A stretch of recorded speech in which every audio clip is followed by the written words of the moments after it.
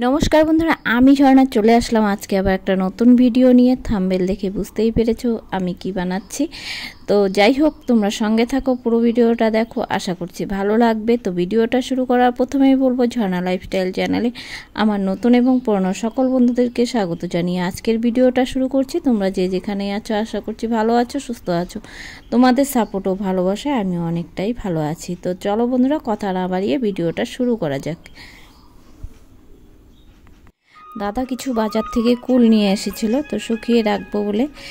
তো ভাবলাম যে গরম যখন বেশ পড়েই গেছে, তো তাহলে শুকিয়ে আর না রেখে একটু আচার বানিয়ে রাখলে মানে খুব ভালো হতো। তাই আমি কুলগুলিকে বোটা ছাড়িয়ে সব এক জায়গায় করে নিলাম। এখন বেশ ভালো করে একটু ধুয়ে নিয়ে আচারটা বানাবো।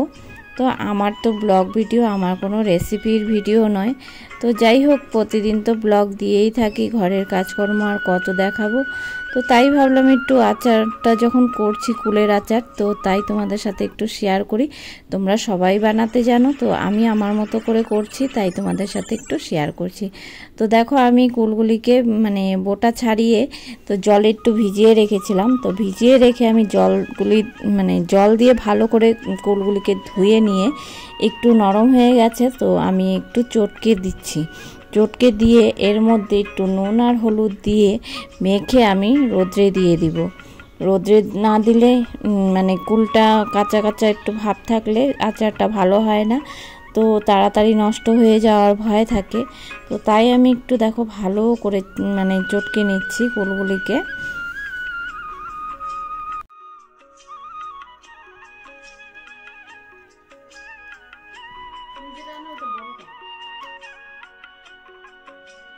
আমি কুলগুলিকে ভালো করে চটকিয়ে নিয়ে উপর থেকে দেখো নুন দিয়ে দিচ্ছি কিছুটা।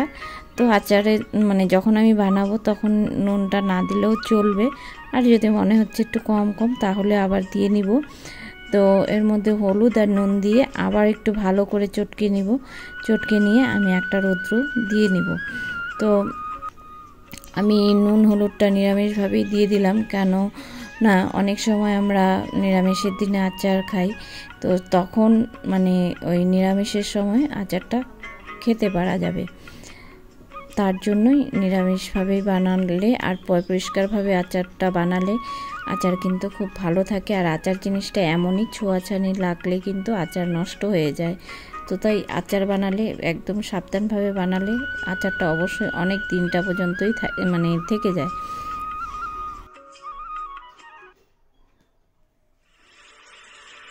দেখো, আমি কুলটাকে কিন্তু চটকে রোদ্রে দিয়েছিলাম, কুলটা কিন্তু বেশ সুন্দরভাবে শুকিয়ে গেছে। তো আমি এখন এখানে দেখো 500 গ্রামের মতো গুড় নিয়েছি, আর মানে সব মশলা রেডি করে নিয়েছি। তো আমি এখন আচারটাকে বানাবো। শুকনো লঙ্কা মানে নিয়েছি এখানে কিছু, আর মৌরি আর জিরা নিয়েছি। এটাকে আমি এখন শুকনো কড়াইতে ভেজে নেব।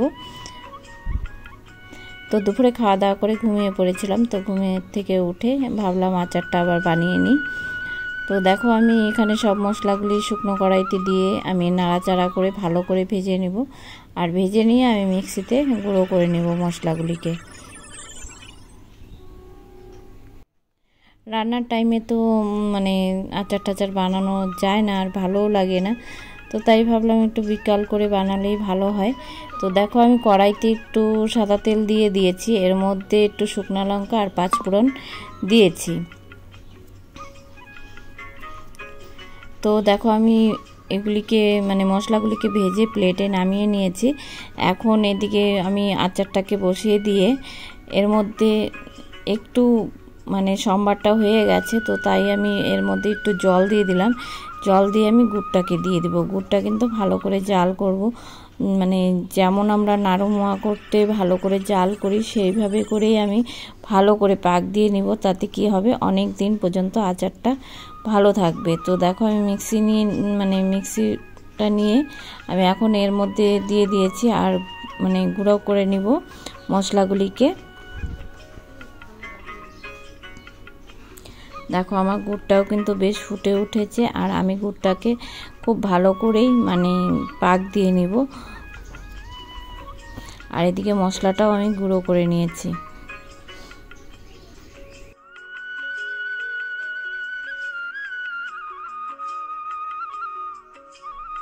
গুড়টা কিন্তু আমার জাল হয়ে গেছে। এর মধ্যে আমি কুলগুলিকে সব দিয়ে দিব, দিয়ে ভালো করে নাড়াচাড়া করে নিব।